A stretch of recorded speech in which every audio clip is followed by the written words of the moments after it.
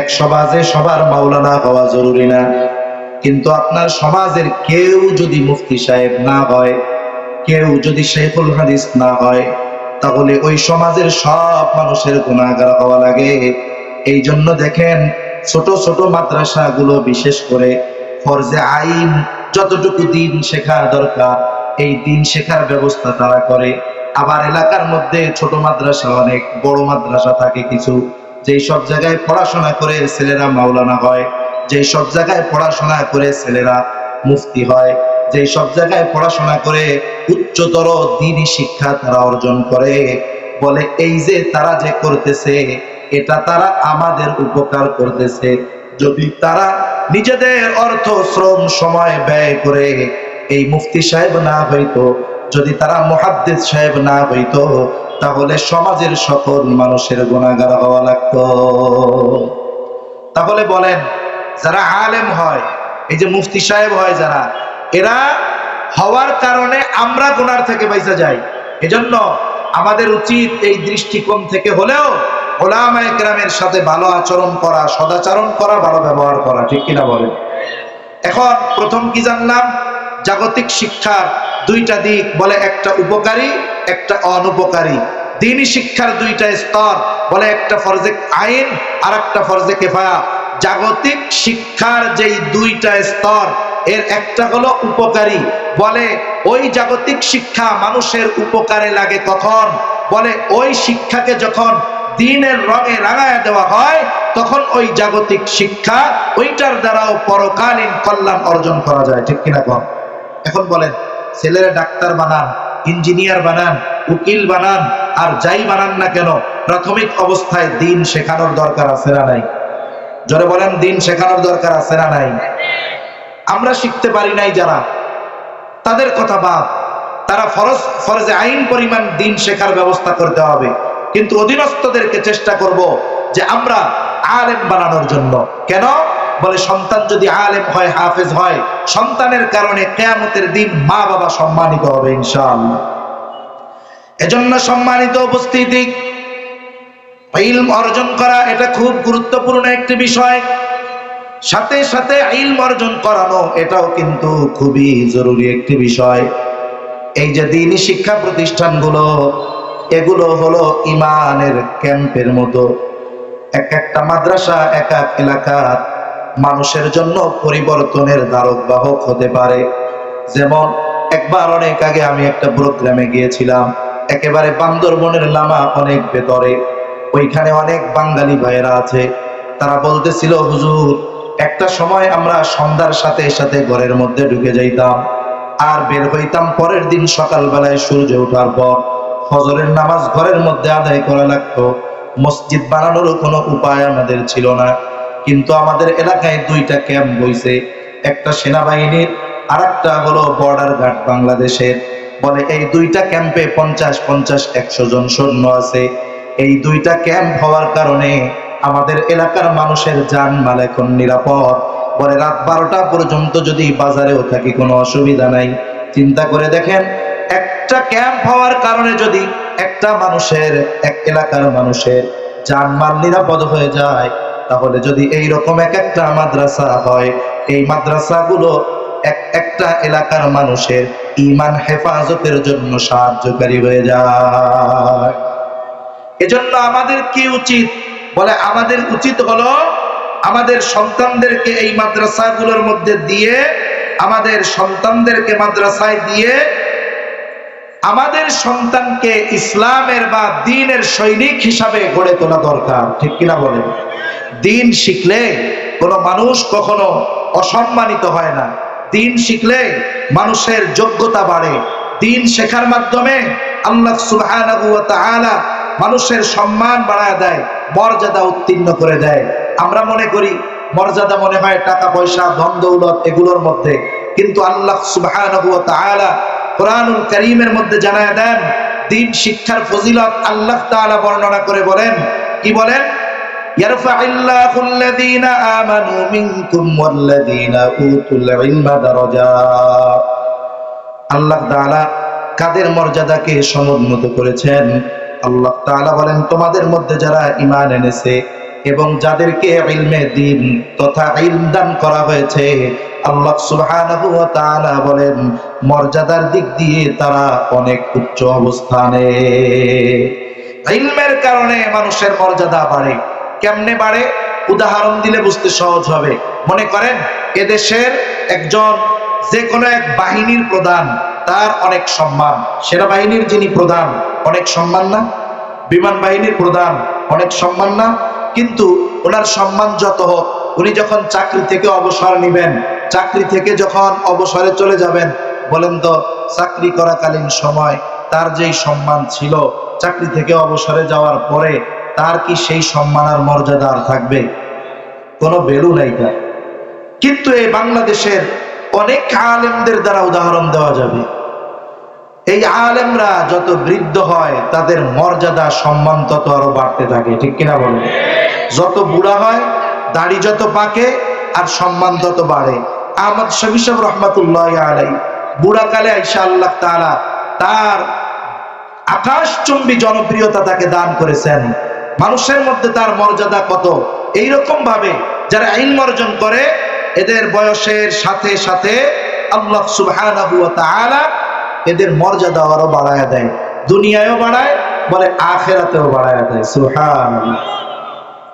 আরেকটা বিষয়, ইলম সবাই অর্জন করতে পারে না। আল্লাহ তাআলা যাকে কবুল করে সেই পারে, তবে বান্দা চেষ্টা করতে পারে। এখন যদি কেউ এই চিন্তা করে বসে থাকে আল্লাহ যদি কবুল করে তাহলে তো হবে, যা হয় হবে, আমি বসে থাকি, বিষয়টা এমন নয়। বরং বান্দার কাজ চেষ্টা করা। বান্দা যদি চেষ্টা করে, তৌফিক দেওয়ার মালিক কে? এজন্য রাসূলুল্লাহ সাল্লাল্লাহু আলাইহি ওয়াসাল্লাম বলেন, মাইয়ুরিদিল্লাহু বিহি খায়রান ইউফাক্কিহু ফিদ্দীন। বাস্তবতা হলো আল্লাহ সুবহানাহু ওয়া তাআলা যার কল্যাণ চান তাকেই দ্বীনের বুঝ দান করেন। আর দ্বীনের প্রকৃত বুঝ সাধারণ মানুষ সহজে বুঝতে পারে না। যারা ইলমে দ্বীন অর্জন করে প্রকৃত দ্বীন তারাই বুঝতে পারে বিধায় যখন দ্বীন বিদ্বেষী, দ্বীনের বিরোধী কোনো কথা হয়, কোরআন সুন্নাহর যখন কোনো অপব্যাখ্যা হয়, মানুষের কাছে ভালো লাগলেও উলামায়ে কেরাম সেই অপব্যাখ্যাকারীর প্রতিবাদ করে কি করে না? এই যে মনে করেন সমকালীন সময়গুলোর দিকে তাকান, এই যে টঙ্গীর ইজতেমার ময়দানে শরঈ নিজাম তথা উলামায়ে কেরামের তত্ত্বাবধানে পরিচালিত হন যারা, তাদের উপরে একেবারে নৃশংস এক হামলা করা হলো। ঘুমন্ত তাহাজ্জুদ নামাজেরত কিছু মানুষ পাহারারত, এই মানুষগুলাকে, নিরস্ত্র মানুষগুলাকে নির্বিচারে কিভাবে আক্রমণ করে হত্যা পর্যন্ত করা হলো। 4 জন অফিসিয়াল ঘোষণা দেওয়া হয়েছে যে 4 জনকে হত্যা করে ফেলছে। এর মধ্যে একজন প্রথম কিশোরগঞ্জের এক ভাই, উনি শহীদ হয়েছেন। তার বুকে নাকি ছুরি ঢুকায়া ছুরি এরকম মুড়াইছে। কি পরিমাণ রক্তপাত হয়েছে, রক্তক্ষরণ হয়েছে, উনি ইন্তেকাল করেছে। আমরা দোয়া করি আল্লাহ সকলকে শাহাদাতের মর্যাদা দান করুন। এই যে দেখেন, যেই মানুষগুলো গিয়ে এদের উপরে আক্রমণ করেছে, এই মানুষগুলো কোরআন সুন্নাহর অপব্যাখ্যাকারী এক ব্যক্তির অনুসরণকারী। এই মানুষগুলো এখন দেখেন, মানুষ অপব্যাখ্যা বুঝতে পারে নাই বিধায় তো তার অনুসরণ করছে, ঠিক কিনা? এই আওয়াম, সাধারণ মানুষ, এরা যদি বুঝতো যে ওই ব্যক্তির এই বক্তব্যগুলো অসত্য, এগুলো বিকৃত বক্তব্য, এগুলো সঠিক বক্তব্য নয়, তাহলে কিন্তু সাধারণ মানুষ তার অনুসরণ করত না। কিন্তু এই মানুষগুলো না বোঝার কারণে, তার চটকদার মজার মজার কথায় আকৃষ্ট হয়ে তার অনুসরণ করে কোরআন সুন্নাহর আলোকে ওই অপব্যাখ্যাকারীর বিরুদ্ধে যারা প্রতিবাদ করেছে, তাদের গায়ে হাত তুলতে, হত্যা করতে তারা দ্বিধাবোধ করে না। তাহলে বোঝা গেল কি, দ্বীনের সঠিক বুঝটা এটা উলামায়ে কেরাম বুঝে। আর উলামায়ে কেরাম দ্বীনের সঠিক বুঝটা আমাদেরকে জানায়। আমাদের কাজ কি? বলে তাদের থেকে এই বুঝ, এই জ্ঞান গ্রহণ করে তাদের পরামর্শের আলোকে পথ চলা, এটা ছিল আমাদের কাজ। এজন্য মনে রাখতে হবে, উম্মতকে যদি পথচ্যুত করতে হয়, তাহলে সবচাইতে বড় কাজ হলো আলেমদের থেকে সাধারণ মানুষকে বিচ্ছিন্ন করে দেওয়া। তাহলে কি হবে? বলে আলেম থেকে যদি বিচ্ছিন্ন হয়ে যায়, এই মানুষগুলো অন্ধের মতো হয়ে যাবে। এদেরকে তখন দ্বীনের ব্যাপারে যাই বলা হবে ওরা মনে করবে এটাই সঠিক। আর দেখা যাবে এই মানুষগুলোকে ব্যবহার করে দ্বীনকে বিকৃত করার জন্য একদল মানুষ উঠে পড়ে লেগে যাবে, ঠিক কিনা বলে? এজন্য আল্লাহ তাআলা আলেমদেরকে দ্বীনের সঠিক বুঝ দেন। এজন্যই যখন কোথাও কোনো অপব্যাখ্যা হয় তখন উলামায়ে কেরাম প্রতিবাদ করেন, জীবন যদি দিতে হয় জীবন দেন, ত্যাগ স্বীকার করতে হলে ত্যাগ স্বীকার করেন।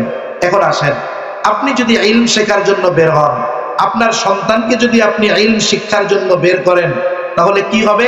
আরে আমার পোলা যদি ভালো হয়, ওর ফ্যাসিলিটি তো আমিও পাবো, ও যদি জান্নাতের পথের পথিক হয়, ও আমারে না নিয়ে যাবে না। এজন্য আপনাদের সুযোগ হয় নাই, সন্তানদেরকে দ্বীন শেখার জন্য দিয়ে দেন। কি হবে? নবীজি বলেন মান সালাকা তারিকান ইয়ালতামিসু ফীহি ইলমা সাখালাল্লাহু লাহু বিহি তারিকান ইলাল জান্নাহ। নবীজি সাল্লাল্লাহু আলাইহি ওয়াসাল্লাম বলেন, যেই ব্যক্তি ইলম অর্জনের জন্য পথ অবলম্বন করে, কোন পথে চলে, বলে এই যে ইলম অর্জনের জন্য পথ চললো, এর দ্বারা তার ফজিলত কি? নবীজি সাল্লাল্লাহু আলাইহি ওয়াসাল্লাম বলেন, সাখালাল্লাহু লাহু বিহি তারিকান ইলাল জান্নাহ। এর বদৌলতে আল্লাহ রাব্বুল আলামিন তার জন্য জান্নাতের পথকে সহজ করে দেয়। কোন বাবা চায় না তার সন্তানের ক্ষতি হোক, সব বাপ তার সন্তানের কল্যাণ চায়, উপকার চায়। আমিও চাই আমার সন্তানের জন্য জান্নাতের পথ সঠিক সহজ হয়ে যাক। এই জন্যই তো আমি আমার সন্তানকে দ্বীন শেখাবো। আমরা আমাদের সন্তানকে দ্বীন শেখাবো কেন? বলে যাতে করে আমার সন্তানের জন্য জান্নাতের পথ সহজ হয়ে যায়, ঠিক কিনা বলে? এই ইলম অর্জন করা এটা খুব গুরুত্বপূর্ণ বিষয়। আল্লাহ তাআলাও তো বললেন ইলমের কারণে আল্লাহ তাআলা মর্যাদা বাড়ায়া দেয়। এখন আসেন, এই ইলম শিখলে এত ফজিলত, এখন অভিভাবক যে তার তো শেখার সুযোগ নাই, সে যদি শেখায় তাইলে তার সওয়াব আছে না নাই? দ্বীন শুধু শেখা ফজিলতময় তা না, দ্বীন শেখানো ফজিলত। সুবহানাল্লাহ বলে। এক নাম্বার, এই দ্বীন শেখানো ফজিলত এটা কয়েকভাবে হতে পারে। বলে এক নাম্বার, অভিভাবক হিসাবে হতে পারে। আপনি অভিভাবক, আপনার সন্তানকে আপনি দ্বীন শেখালেন। এই দ্বীন শেখানোর দ্বারা কি হবে? বলে সন্তান যদি দ্বীনদার হয়, আলেম হয়, আপনি তার কারণে দুনিয়ায়ও সম্মানিত হবেন, আখিরাতেও আপনি সম্মানিত হবেন। দুই নাম্বার, দ্বীন শেখানো ফজিলত, বলে এটা শিক্ষক হিসাবে হতে পারে। এই যে মাদ্রাসার যারা শিক্ষক কোরআন শিখায়, এদের মর্যাদা কত জানেন? নবীজি সাল্লাল্লাহু আলাইহি ওয়াসাল্লাম বলেন, খায়রুকুম মান তাআল্লামাল কুরআন ওয়া আল্লামা। নবীজি সাল্লাল্লাহু আলাইহি ওয়াসাল্লাম বলেন, খায়রুকুম মান তাআল্লামাল কুরআন ওয়া আল্লামা। তোমাদের মধ্যে সর্বোত্তম ওই ব্যক্তি যে কোরআন শিখায় এবং কোরআন শিক্ষা করে। এই মাদ্রাসার শিক্ষক, এরা যারা দ্বীন শেখায়, কোরআন শেখায়, এদের মর্যাদা আমরা হয়তো দিতে পারি না ঠিক, কিন্তু এদের মর্যাদার ঘোষণা নবীজি দিয়ে গিয়েছেন যে মানুষের মধ্যে সর্বশ্রেষ্ঠ মানুষ হলো তারা যারা এই কোরআন শিখে আর যারা কোরআন শিখায়। আপনি যদি আপনার সন্তানকে সর্বোত্তম মানুষদের অন্তর্ভুক্ত করতে চান, তাহলে আপনাকে দ্বীন শেখানোর ব্যবস্থা করতে হবে সন্তানের জন্য। আবার যদি কেউ দ্বীন শেখায়, বলে দ্বীন শেখায় যারা উস্তাদ যারা আছে, এরাও মানুষের মধ্যে সর্বোত্তম মানুষ। এজন্য মাদ্রাসায় যারা পড়ায়, উস্তাদ, শিক্ষক, এদেরকে আমাদের সর্বোচ্চ রেসপেক্ট করা দরকার, সর্বোচ্চ সম্মান করা দরকার। আলেমদেরকে সম্মান করা দরকার, হাফেজদেরকে সম্মান করা দরকার। কেন? বলে এরা নবীর ভাষায় এই পৃথিবীর সর্বোত্তম মানুষ। তাহলে দ্বীন শেখানোর ফজিলত, দ্বীন শেখানো কয়েকভাবে হতে পারে। একটা হলো অভিভাবক হিসাবে সন্তানকে শেখার জন্য দিল, আর একটা হলো শিক্ষক হিসাবে। এখন একজনের সন্তান নাই, সে নিজেও শিক্ষক না, এখন সে এই ফজিলত অর্জন করবে কেমনে? বলে সে অর্জন করবে এই যে যারা দ্বীন শিখতেছে এদেরকে সাহায্য করার মাধ্যমে। যারা দ্বীন শেখার ব্যবস্থা করে দেয় এরাও সাহায্যকারী। এই যে মাদ্রাসায় যারা সহযোগিতা করে এরা দ্বীন শেখান, এই দ্বীনের সহযোগী। যারা টাকা পয়সা দেয়, যারা সন্তান দিচ্ছে, জায়গা দিচ্ছে, জমি দিচ্ছে, পরামর্শ দিচ্ছে, বলে এই সমস্ত মানুষগুলো হলো এই দ্বীনের সহযোগী। আমাদেরও উচিত, যদি আমরা পারি, যদি আমাদের সন্তান না থাকে, আমাদের দ্বীন শেখানোর মতো সুযোগ না থাকে, আমাদের উচিত যে আমাদের এই দ্বীনের সহযোগীদের তালিকায়ও বলে আমাদের থাকা দরকার। এখন আসেন, এই যে কোনো দ্বীনি কাজে যদি কেউ সহযোগিতা করে, আল্লাহ সুবহানাহু ওয়া তাআলা এই ব্যাপারে বলেন, ওয়া তাআওয়ানু আলাল বিররি ওয়াত তাকওয়া। আল্লাহ তাআলা প্রতিযোগিতা করার কথা বলেছেন কিসের মধ্যে? আল্লাহ সুবহানাহু ওয়া তাআলা বলেন, তোমরা সৎকর্ম ও তাকওয়ার কাজে একে অপরের সাথে প্রতিযোগিতা করো। কিন্তু আমাদের প্রতিযোগিতা সৎকর্মের মধ্যে না, আমাদের সৎকর্ম দ্বীনি সহযোগিতার মধ্যে না। আমাদের প্রতিযোগিতা হলো কেমনে আমি সম্পদের অঢেল পাহাড় বানাবো, কেমনে একজন 5 তলা বানাইছে আমার পাশে, আমি কেমনে 10 তলা বানাবো, আর একজন 10 তলা বানাইছে, আমি কেমনে 20 তলা বানাবো। একজন একটা ফ্যাক্টরি বানাইছে, আমি কেমনে 5টা ফ্যাক্টরি বানাবো, আর একজন 5টা বানাইছে, আমি কেমনে 10টা বানাবো। আমাদের প্রতিযোগিতা হলো এই জাগতিক বিষয়ে, অথচ দ্বীনের ক্ষেত্রে, তাকওয়ার ক্ষেত্রে, ইবাদতের ক্ষেত্রে আমাদের মধ্যে কোনো প্রতিযোগিতা নাই।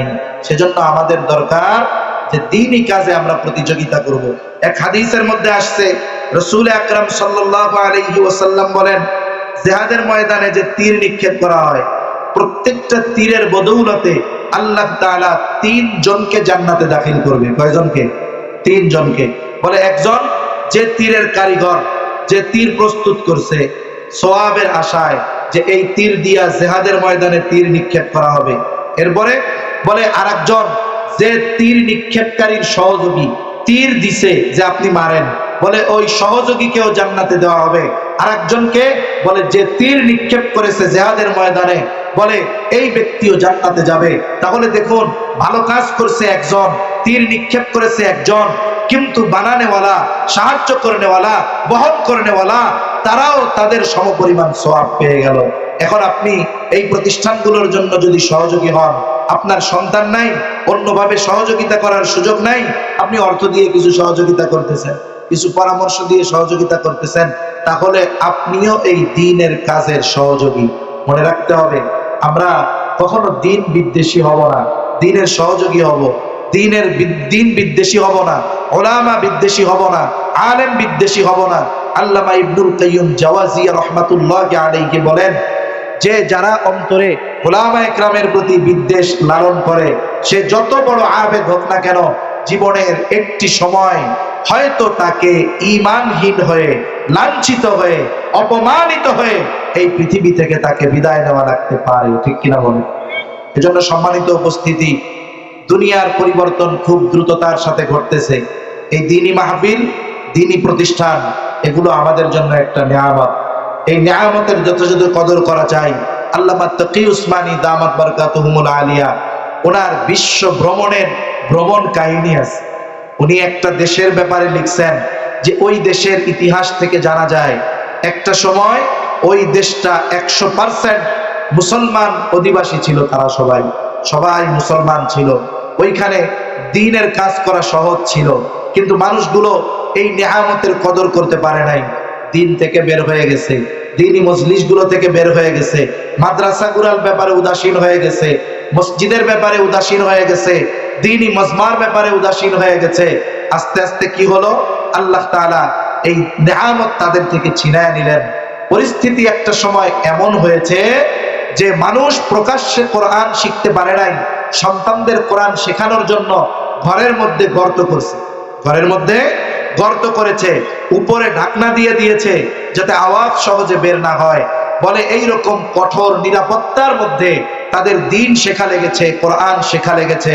অথচ দেখুন, ওই দেশটা এক সময় 100% মুসলমান বসবাস করত, দ্বীনের আবহাওয়া ছিল, কিন্তু মানুষগুলো এই সুযোগ থাকার পরেও দ্বীনি কাজে শামিল না হয়ে দ্বীনের ব্যাপারে গাফেল যখন হয়েছে, আল্লাহ তাআলা তাদের থেকে এই নিয়ামত তুলে নিয়েছে। একটা সময় ঘরে গর্ত বানায় কোরআন শেখা লাগছে। এজন্য আমাদের এই দেশ উলামা ইকরামের দেশ, ওলিয়া উলিয়াদের দেশ, বুজুর্গদের দেশ, সৎ মানুষের দেশ, ইসলাম পন্থীদের দেশ। আমরা যদি আমাদেরকে কোরআনের পথে পরিচালিত না করি, সন্তানদেরকে যদি দিন শেখাই, এই মসজিদ মাদ্রাসা এগুলোর ব্যাপারে যদি সর্বোচ্চ আন্তরিক না হই, এগুলোকে যদি গুরুত্ব না দেই, দ্বীনি মজমাগুলোকে যদি গুরুত্ব না দেই, তাহলে কি হবে? আস্তে আস্তে এক সময় আল্লাহ না করুক ওই দেশের মতেও আমাদের থেকে আল্লাহ তাআলা এই নিয়ামত উঠায় নিয়ে যাবে। এখন প্রকাশ্যে কোরআন শিক্ষার কত ব্যবস্থাপনা আছে, মসজিদে মাদ্রাসায় একটা সময় দেখা যাবে প্রকাশ্যে শেখা যাবে না, ঘরে গর্ত করে কোরআন শেখা লাগবে। বলেন তো ওই রকম পরিস্থিতি হোক আমরা কি কেউ চাই? জোরে বলেন, আমরা কি কেউ চাই? এটা আমরা কেউ চাই না। আমাদের এজন্য আমাদের মূল লক্ষ্য ঠিক রাখতে হবে যে আমাদের মূল লক্ষ্য কি? এই দুনিয়া থেকে জান্নাতের পাথেয় সংগ্রহ করা, দুনিয়া থেকে জান্নাতের সামান সংগ্রহ করা।